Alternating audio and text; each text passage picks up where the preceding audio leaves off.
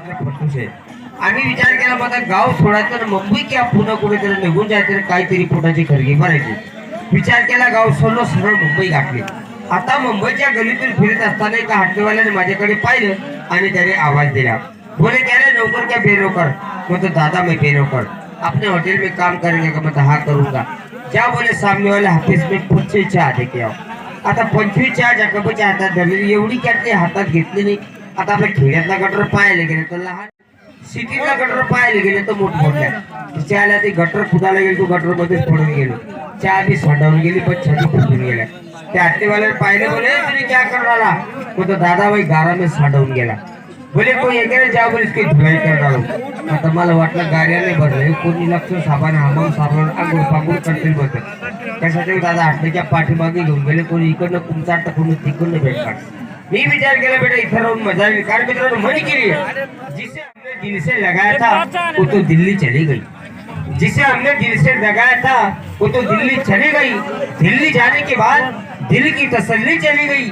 सोचा था बिजली को तार को हाथ लगा के खुद खुशी कर लूं, पर क्या करूं दोस्तों, हाथ लगाने से पहले बिजली ही चली गई. अरे असे जीवन असेल तर मेलेलं बरं.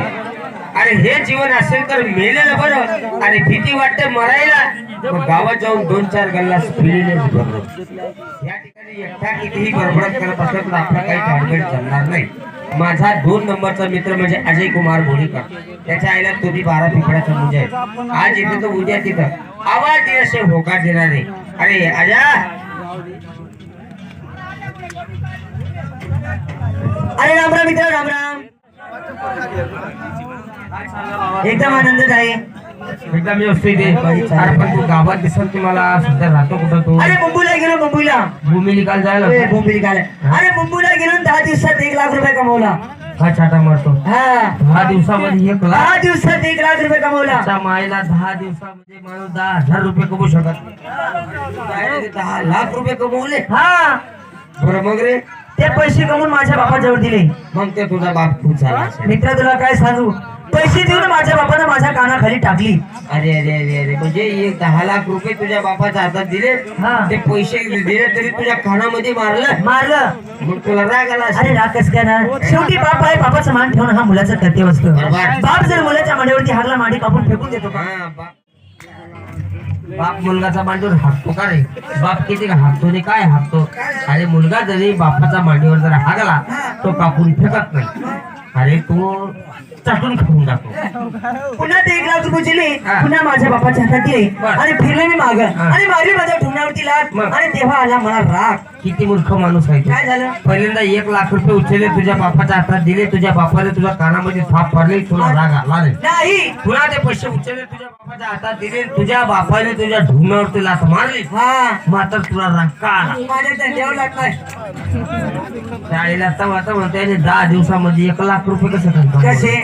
चाळीला तो असंच कमावला असेल. कसं? नंदुरबारला मिरची मार्केट भाव पटेल. जाऊ दे, आपण जमलो 2 रांडा. हा 2 मित्र. हा 2 मित्र, एका रांगीतले. एका रांडीचे पोरं, एका रांगीतले. लाईनचे पोरं. आणि तिसरे मित्र म्हणजे अमोल कुमार, त्याला बोलून घेऊ. हा बाराचे मालक म्हणजे चिरंजीव. थोडं घालायला गेला का? हा बोलवतो. या अमोल कुमार धुळेकर.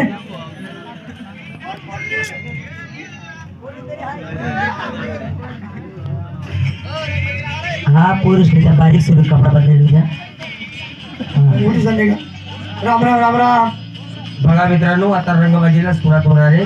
कारण ज्या मागं मुली गेल्या त्या कपडे बदलवत आहे, त्यात नवीन छान प्रॉब्लेम बदलायला.